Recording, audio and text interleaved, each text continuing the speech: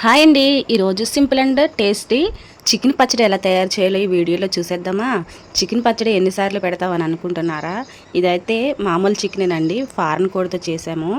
నా ఛానల్లో అయితే నాటుకోడి చికెన్ పచ్చడి ఉంది, అలాగే కోజా మాంసంతో చేసిన చికెన్ పచ్చడి ఉంది, బాయిలర్ మాంసంతో చేసిన చికెన్ పచ్చడి ఉంది. ఇది ఫారెన్ కోడితో చేస్తామండి. ఫారెన్ కోడి అనే కానీ మనకి చీప్గా దొరుకుతుంది.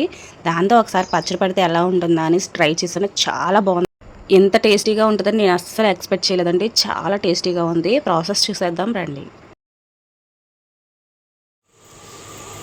ముందుగా పుల్లల పొయ్యి మీద పెద్ద మూగుడు పెట్టేసి మనం తీసుకున్న ఫారెన్ కోడి, నేనైతే 2 కేజీల ఫారెన్ కోడి తీసుకున్నానండి. అది మూగుట్లో వేసేసి ఉప్పు పసుపు వేసి ఉడికించుకోవాలి.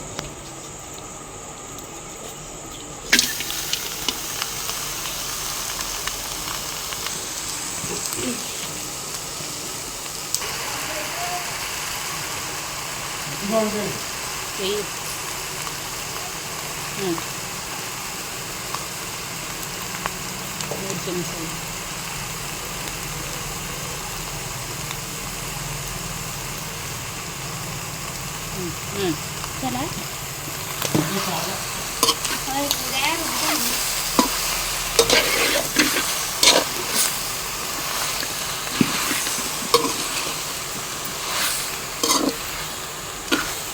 ఇలా ఉప్పు పసుపు వేసేసి ఒక్క తిప్పామంటే ఒక్క 2 నిమిషాలకే వాటర్ అనేది వచ్చేస్తుందండి. అప్పుడు ఈ వాటర్ అంతా ఎగిరిపోయాక అప్పుడు నూనె పోసుకుని ఫ్రై చేసుకోవాలి.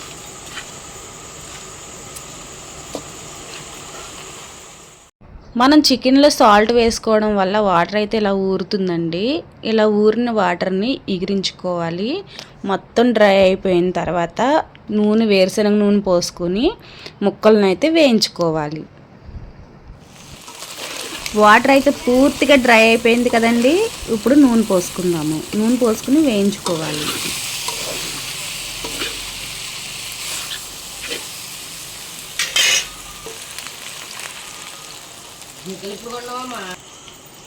చూడండి, ఇలా నూనె వస్తుంది కదా. ఇప్పుడు ఫ్రై చేసుకుందాము.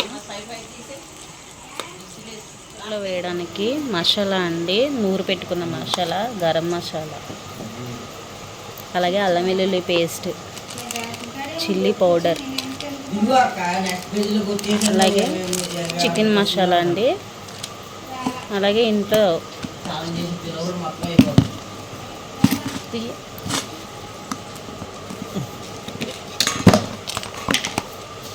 ఇంట్లో స్టోర్ చేసి పెట్టుకున్న కారం, పచ్చికారం అండి, అలాగే సాల్ట్.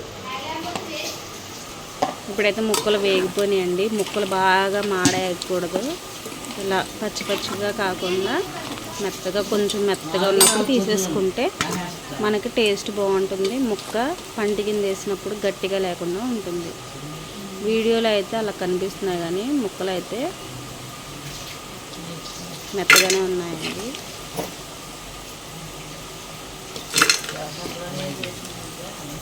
ఇప్పుడు వేయించుకున్న ముక్కల్ని పక్కకు తీసేసుకొని అల్లం వెల్లుల్లి పేస్ట్ వేసుకుని వేయించుకున్నాము.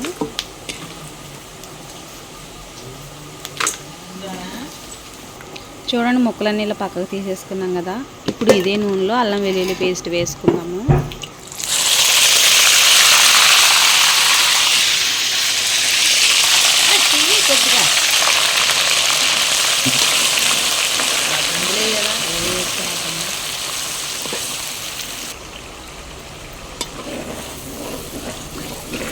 చూడండి, అల్లం వెల్లుల్లి పేస్ట్ అయితే ఇలా ఫ్రై అయిపోవాలండి. నూనె పైకి తేలిపోయింది కదా. ఇప్పుడు చికెన్ ముక్కలు వేసుకుందాము.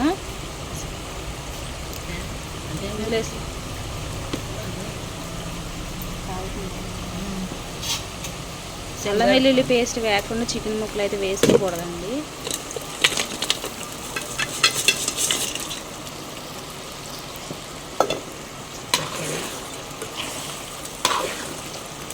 ఇప్పుడు తిప్పుకుందాము.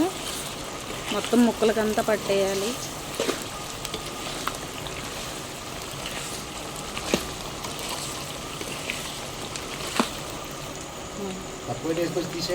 సాల్ట్ వేసుకుందామండి. ఇందాక మనం ఫ్రై చేసుకునేటప్పుడు వేసుకున్నాం, చూసుకుని వేసుకోవాలి. ఇప్పుడు నూరు పెట్టుకున్న మసాలా వేసేసుకుందాం. ఇప్పుడు ఇందులో చికెన్ మసాలా కూడా వేసేసుకుందామండి, స్మెల్ బాగుంటుంది. ఇప్పుడు కారం వేసేసుకుందాం. కారం వేసుకున్నాక ఎక్కువసేపు పొయ్యి మీద ఉంచకూడదండి. అంతేనండి, ఎంతో సింపుల్గా చికెన్ పచ్చడి అయితే రెడీ అయిపోయింది. ఫారెన్ కోడితో చేసాం, టేస్ట్ బాగోదు కదా అనుకోవద్దు, చాలా బాగుంటుందండి. ముక్కు కూడా పెద్ద గట్టిగా ఉండదు, ఎందుకంటే మనం బాగా ఫ్రై చేయలేదు కాబట్టి. మీరు ఒకసారి ట్రై చేయండి. ఇలా దించి పెట్టుకున్నాక బాగా పూర్తిగా చల్లారిపోయిన తర్వాత నిమ్మరసం పిండుకుని మనం తింటే చాలా బాగుంటుంది. మీరు ట్రై చేయండి. నేనైతే నిమ్మరసం పిండిన తర్వాత ఉప్పు కారాలు సరిపోని లేదు అనేసి రైస్లో అయితే కలుపుకు తింటున్నానండి. చికెన్ పచ్చడిని అయితే టేస్ట్ చేద్దామండి. వేడివేడి అన్నంలో చికెన్ పచ్చడి వేసుకుని ఫస్ట్ ముద్ద అయితే తిందాం అనుకుంటున్నాను. ఎక్కువగా తినకూడదండి చికెన్ పచ్చడి, ఎందుకంటే మనకి వేడి చేస్తుంది. వేడి వల్ల మనకి నానా ఇబ్బందులు ఎదురవుతాయి. రైస్ అయితే కాలిపోతుందండి. ముక్క చూసారా, పెద్ద గట్టిగా ఏం లేదండి.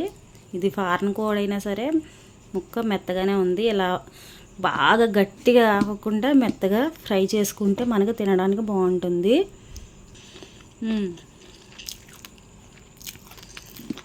చాలా బాగుందండి, స్పైసీగా, అలాగే టేస్ట్ అయితే ఎక్సలెంట్గా ఉంది. ఇంకెందుకు ఆలస్యం, మీరు కూడా ట్రై చేసి మీకు ఎలా వచ్చిందో కామెంట్ చేయండి. వీడియో నచ్చితే లైక్ చేయండి, షేర్ చేయండి. Thank you.